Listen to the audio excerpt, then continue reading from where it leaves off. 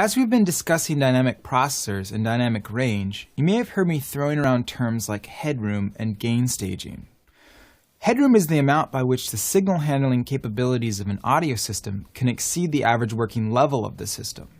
Headroom can be thought of as a safety zone allowing transient audio peaks to exceed this average working range without exceeding the signal capabilities of an audio system.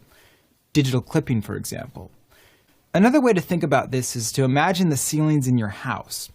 Unless we're all NBA players, most of us will likely walk around the house just fine without hitting our heads on the ceiling. And depending on the height of your ceilings, there's probably a good 2 to 4 extra feet of headroom in case you get excited and want to jump up and down. Headroom in the analog world allows a signal breathing room before the circuit starts to distort. For example, in an analog mixing console or tape machine, think of headroom as an amplitude range in which the signal's input and output response remains linear, that is, not compressed or distorted. However, in many cases, we like to push the boundaries of this range to introduce harmonic distortion or interesting artifacts that can be quite ear-pleasing. It is important to recognize that, unlike analog gear, in digital systems this gray area range beyond the nominal headroom does not exist. Digital systems remain linear in their response all the way to the clipping point at 0 dBFS. While tape, tube, and other analog gear might push back and introduce natural compression to a signal as its headroom is breached into distortion, a digital system will simply clip the signal hard, creating a nasty square wave out of your waveform peaks. Think of it as the difference between having a soft layer of pillow on your ceiling before reaching hard drywall or concrete. While in the digital domain there's no pillow, just the hard surface. Gain staging is the term used to refer to the level at which you pass a signal from one part of the signal change to another.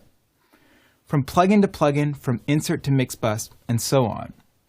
Cranking up the volume in one processor can leave you without any headroom to move on to your next stage of processing. If I ratchet up a snare's gain in a compressor, throwing the transients up into the extreme end of the DAW's headroom range, and then pass that signal into an EQ and boost 6 dBs on the top end, what do you think happens? Clipping, distortion, and all kinds of nastiness. Some DAWs and plugins utilize higher internal bit depth processing, like 32 bits or 48 bits, to potentially provide additional headroom and avoid clipping. But that additional headroom still can't save your signals from being cut off at the converter at 0 dBFS. Ultimately, discussing the dynamic peculiarities of every plugin, mixer, and piece of outboard is way beyond the scope of this course.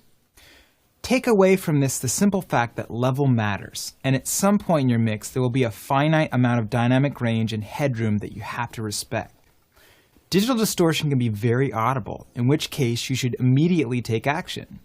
But digital distortion can also be very subtle, something that adds up track to track, something that creates an indescribable haziness over your work that you might not be able to put your finger on.